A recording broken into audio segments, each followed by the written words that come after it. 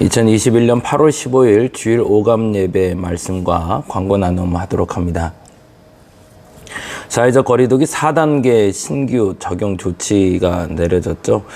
100명 이하인 교회에는 10명, 그러니까 100석을 얘기합니다. 100명이 앉을 수 있는 자리가 있으면 10명, 수용 인원이 101명 이상이면 10%, 1000명, 10,000명이 돼도 100명을 넘지 못하게 모이게 되어 있습니다. 그래서 정부의 정책에 대해서 반발하는 부분들도 좀 있긴 하지만 2,000명이 넘어가는 상황에서 조금 더 신중하게 지켜봤으면 좋겠고요. 그래서 저희는 주일 예배는 22일까지는 비대면으로 하려고 해요. 22일까지는 비대면으로 모이고 29일 날은 한번 모일 수 있도록 해보던가 어떤 방법을 좀 찾아보도록 하겠습니다. 그리고 새벽 아들람 기도회는 대면 예배를 계속 드리고 있고요. 지난주에 10명 정도 모였는데 꾸준히 한 10명 정도 모여서 예배하는 거는 문제가 안 될 것 같습니다. 위에서 기도하시면서 같이 동참해 주시고 피치 못할 사정으로 온라인으로 하시는 분들도 꼭 함께 동참해 주셔서 기도의 자리 놓치지 않으시기 바랍니다. 물놀이장 개장해서 기본요금 3만 원으로 하려고 했다가 추가 요금 10,000원 하려고 했는데 시간당 10,000원으로 해서 21일까지 지금 완판됐습니다. 그래서 물놀이장 잘 운영하고 있고요. 요번 주 월, 화, 수, 목, 금까지 모두 다 꽉 차 있습니다. 그래서 아침에는 6시 10분에 설치를 하고요. 저녁에는 저녁 7시에 철거를 하고 있는데 혹시 시간 되시는 분들 미리 연락 주셔서 동참해 주시면 서로 힘이 될 것 같습니다. 그리고 지역에 저희 교회를 알리고 도서관을 알리고 그래서 복음을 전하는 통로를 만들기 위한 거니까요. 여러분 잘 유념하셨다가 기억하셨다가 연결고리가 맺혀질 수 있도록 꼭 기도해 주셔서 요 열매가 잘 맺혀질 수 있는 계기가 되기를 바랍니다. 이후에는 물놀이장이 아니라 캠핑장 쪽으로 연결을 좀 해보려고 하는데 이 또한 기도해 주시기를 부탁드리겠습니다. 8월 15일 오늘 나눔 돛은 내가 좋은 날보다 싫은 날이 많았습니다 라는 책인데요. 편지글이에요.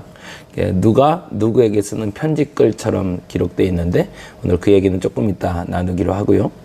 다음 주는 생각의 지도라는 책입니다. 동서양이 생각의 차이가 있잖아요. 그래서 그 동서양의 차이를 익숙하면서도 낯선 그 생각의 지형을 통해서 서로 공통적인 것, 서로 다른 것들을 찾아가는 과정을 한번 만나봅니다. 8월 15일 가정예배는 우주 만물을 보며 찬양이라는 제목으로 시편 말씀을 같이 나누게 되는데 역시 가정예배 꼭 동참해 주시기를 부탁드리겠습니다. 참여 기도 드릴까요? 다 같이 한 목소리로 같이 읽으며 함께 기도해 주시기 바랍니다.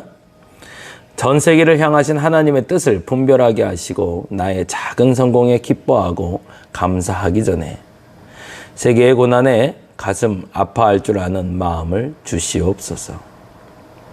나의 마음을 세계의 아픔에 더하기보다는 세계의 아픔을 나의 아픔으로 삼을 줄 아는 마음의 풍요로움을 허락하시옵소서.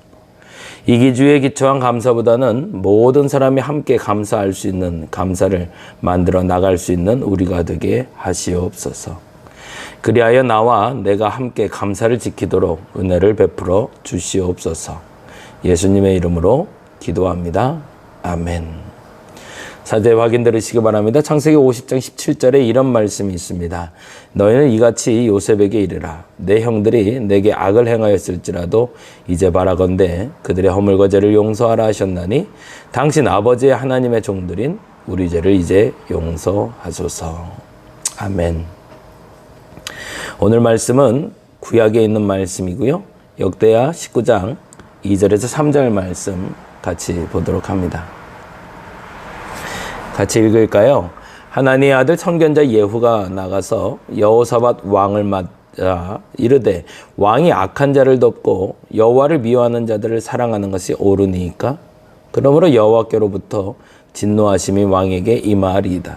그러나 왕에게 선한 일도 있으니 이는 왕이 아세라 목상들을 이 땅에서 없애고 마음을 기울여 하나님을 찾음이니이다 하였더라. 아멘.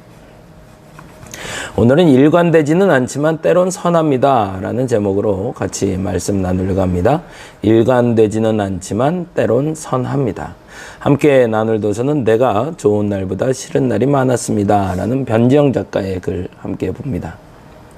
타인에 대해서 그리고 나에 대해서 이 글은 중심을 잡고 풀어가고 있어요. 우리는 자기 경험치 안에서만 타인을 위로할 수 있습니다. 인정하시나요? 예, 내가 경험한 것만큼 가르칠 수 있는 거고요. 내가 경험한 것만큼 알려줄 수 있는 겁니다. 그래서 그것을 나의 경험치라고 얘기하죠. 각자 경험한 것을 토대로 이해하고 공감하고 위로하기 때문에 그렇습니다. 그래서 사실 온전한 이해와 완벽한 공감은 불가능에 가깝다는 걸 우리는 알아야 됩니다. 왜요? 모든 사람과 완벽한 공감과 완벽한 이해를 갖는 것은 불가능하다는 말은 똑같은 경험이란 존재하지 않기 때문이죠.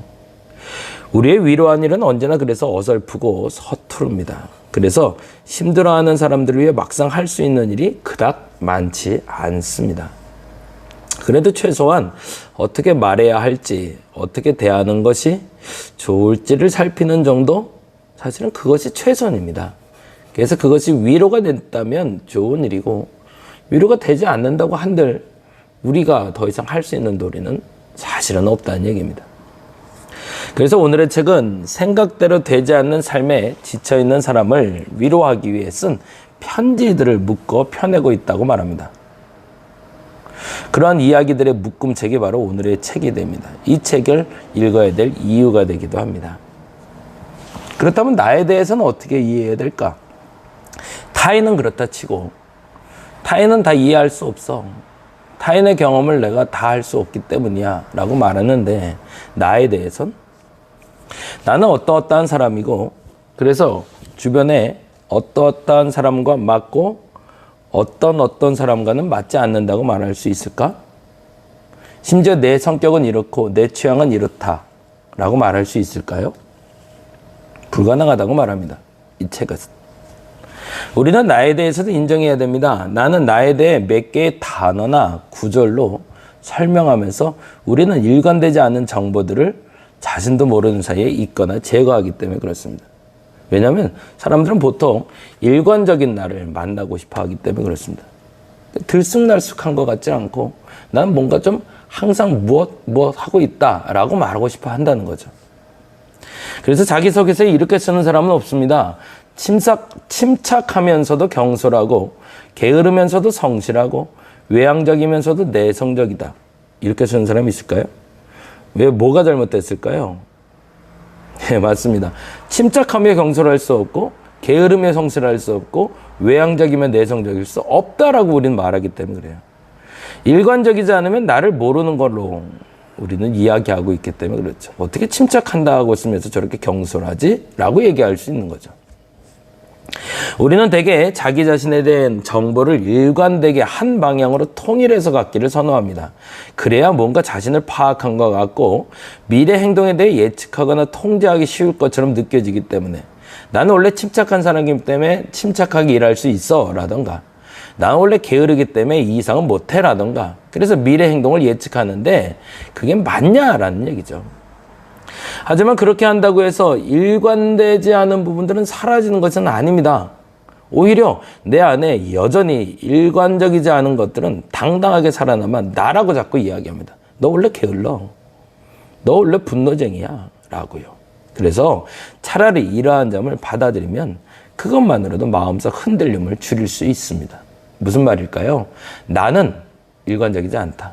때로는 분노하기도 하고 때로는 기뻐하기도 하고 때로는 성급하기도 하고 때로는 언제든지 편하게 느슨하게 갈 수도 있는 사람이다 라는 걸 인정하자는 거죠.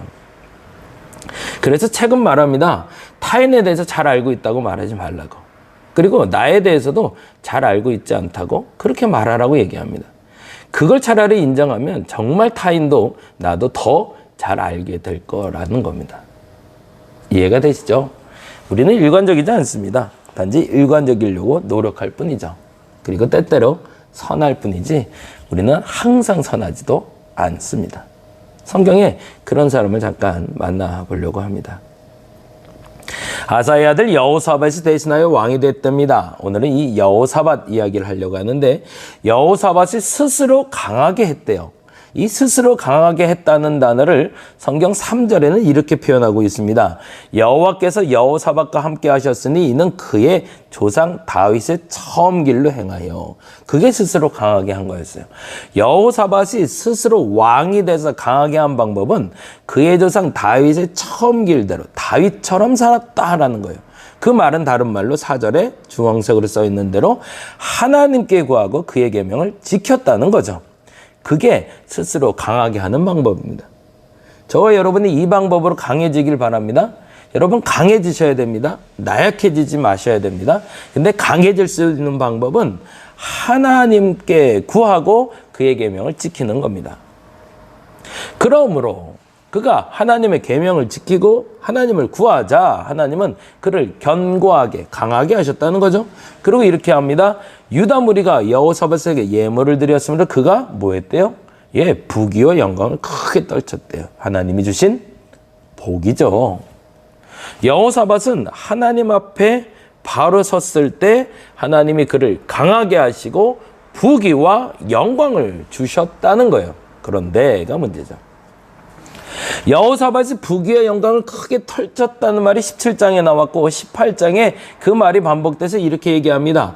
그가 부귀와 영광을 크게 떨치자 아합 가문과 혼인함으로 인척관계를 맺었대요. 그건 무슨 말이냐면 여호사밧은 하나님 앞에서 바로 서는 걸로 말미암아 복을 받은 사람이잖아요.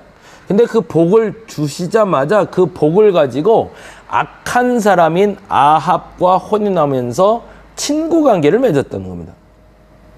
그리고 나서 아합이라는 북이스라엘 왕과 남유다의 왕이었던 여호사밧이 연합하여 전쟁을 치르게 되었는데 그 전쟁이 맹렬했다고 18장 34절에 나와요. 그리고 이스라엘 왕이 병거에서 겨우 지탱하며 저녁 때까지 아람 사람을 막다가 해질쯤에 죽었대요. 전쟁이 얼마나 심했는지가 보이는 거죠. 왕이 죽을 정도였으면. 그런데 19장 1절에 이렇게 되어 있습니다. 그 동일한 전쟁에 나갔던 여호사밧은 평안히 돌아왔대요. 이게 문제가 되는 거죠. 어떻게 한 사람은 죽을 때까지 싸웠는데 어떤 사람은 평안히 돌아왔을까? 성경은 이렇게 얘기합니다. 2절과 3절 오늘 본문이죠. 하나님의 아들 선견자 예후가 나가서 여호사밧 왕을 맞아 이르되 왕이 악한 자들을 돕고 여호와를 미워하는 자를 사랑하는 것이 옳으니까 앞서 말한 아합을 말하고 있는 겁니다. 하나님은 당신에게 복을 줬는데 그 복을 가지고 왜 악한 자를 돕습니까? 그리고 여호와를 미워하는 자를 사랑하는 게 맞습니까? 라고. 그래서 여호와께로부터 진노하심의 왕에게 임할 거라고. 너 지금 평안히 돌아왔다고 착각하지 말라는 겁니다. 이스라엘 왕이 죽은 것처럼 너에게도 징계가 있을 거라는 겁니다. 왜? 악한 사람하고 손을 잡았으니까. 그런데 3절에 이렇게 얘기합니다. 그러나 왕에게 선한 일도 있으니 이는 왕이 아세라 목상들을 이 땅에서 없애고 마음을 기울여 하나님을 찾음이니이다. 뭐예요? 악한 것에 대해서는 하나님이 악한 대로 대가를 치르게 할 것이지만 그러나 선한 일도 있었으니 그에 대한 대가도 하나님 지켜주실 거라는 거죠. 뭐예요? 내가 일관되지 않은 왕이야 라고 말하는 거죠. 예후를 통해서 여호사밧은 그런 왕임을 알게 됩니다. 그래서 이때 어떻게 됐을까요? 지금 악한 길에서 하나님께 혼난 거잖아요. 그러면 이제 어떻게 해야 돼요? 혼났으면 돌아서야죠. 그래서 이 성경은 이렇게 기록합니다.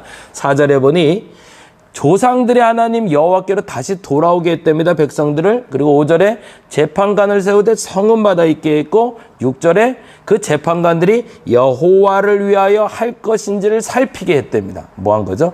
선한 일을 한 거죠. 우리는 때론 악할 수도 있고 선할 수도 있음을 여호사밧은 알고 있었고 선할 수 있을 때 정말로 선하게 열심히 살았던 거죠. 그 후에 모압 자손과 암몬 자손이 또 전쟁을 치르려고 여호사밧에게 달려옵니다. 그러다 여호사밧이 여호와의 전을 입은 달려갑니다. 선한 것이 무엇인지를 알았으니까. 일관적이진 않지만 그러나 선할 때는 선할 줄 아는 왕이었으니까요. 그리고 말합니다. 여호와여, 그리고 모든 나라를 다스리는 왕이 여호와이십니다 라고 말하는 게 20장 6절이에요. 그리고 이렇게 얘기합니다. 아브라함의 자손으로, 그리고 우리는 주의 성전을 지었는데 주께서 부르짖은 즉 들으시고 구원하시라고 주는 약속하셨나이다 라고. 그건 무슨 말일까요? 나는 일관적이지 않아요, 하나님. 그거 나 인정해요. 난 악할 수도 있고 선할 수도 있어요. 그러나 하나님은 아브라함 때부터 이 성전을 지을 때도 하나님은 일관적이지 않으십니까? 라는 거죠. 그리고 이렇게 얘기합니다. 우리 하나님이여 그들을 징벌하지 아니하시나이까? 우리를 치러오는 이 큰 무리를 우리가 대적할 능력이 없고 어떻게 할 줄 알지 못하옵고 오직 주만 바라보나이다. 뭐 하겠다는 거예요? 나는 일관적이지 않은 거 인정하겠습니다. 그러나 일관적인 하나님이 나를 지켜 주옵소서라고 바라는 거죠. 우린 두 가지를 인정해야 됩니다. 첫째는 나는 일관적이지 않지만 때론 선할 수 있다. 이 사실을 인정하시기 바랍니다. 그러면 하나님이 그 선함을 통해서 역사하실 겁니다. 또 하나, 나의 하나님은 일관적이시며 늘 선하다는 걸 인정하시기 바랍니다. 그래서 하나님은 때때로 혼내기도 하시고 때때로 칭찬도 하시는 겁니다. 왜? 잘못하면 꾸짖기로 하셨고 잘하면 칭찬하기로 하셨으니까. 언제나 잘했기 때문에, 때로는 잘한 게 더 많았기 때문에 조금 더 참아준다, 그런 거 없습니다. 잘못은 잘못대로, 잘한 건 잘한 것대로 하나님은 우리에게 동일한 대가로 허락해 주실 겁니다. 그래서 오늘은 이 사실을 인정했으면 좋겠습니다. 나는 일관적이지는 않지만 때로는 선하기에 선한 하나님은 그 선함을 의로 바꿔주실 것을 믿으시기 바랍니다. 여러분이 항상 선하기 때문에 여러분을 항상 지키시는 게 아니고요. 때론 선하기 때문에 하나님이 그 선함 때문에 여러분을 지켜주시는 겁니다. 지난주에는 좀 악하게 살았어도 상관없습니다. 이젠 지난 일이니까. 오늘부터는 그 선함을 한번 만들어 가시기 바랍니다. 그러면 그 선함이 하나님이 의로 바꾸는 도구가 되어줄 겁니다. 먼저는 뭘 해야 될까요? 나는 항상 일관적이지는 않다. 그러나 오늘은 선하게 살아보리라. 그래서 그 결심에 그 결과를 얻어가는 저와 여러분 되시기를 간절히 바랍니다. 봉헌할까요? 봉헌하는 자녀와 예물을 위해서 기도합니다. 오병이어의 역사를 가져오는 아이와 예물이 되게 해달라고 함께 기도했으면 좋겠습니다. 기도하겠습니다. 하나님, 나는 일관적이지 않습니다. 그리고 평범합니다. 그래서 때론 선합니다. 때론 악합니다. 그 사실을 인정하게 하시고 그래서 하나님께 구합니다. 나는 일관적이지 않지만 늘 일관적이신 하나님, 나의 선함을 보고 오늘은 그 선함의 대가를 치르게 하여 주옵소서. 때로는 나의 악함을 보고 징계하시는 하나님이 오늘은 내가 선하게 행동했다면 그 선함에 대한 대가를 허락하여 주시옵소서. 우리가 먼저 일관적이지 않음을 인정하게 하시고 하나님은 항상 변함없음을 인정하여 변함없는 하나님 앞에 나가는 우리들 되게 하여 주옵소서. 감사합니다. 고마우신 예수님 이름으로 기도드렸습니다.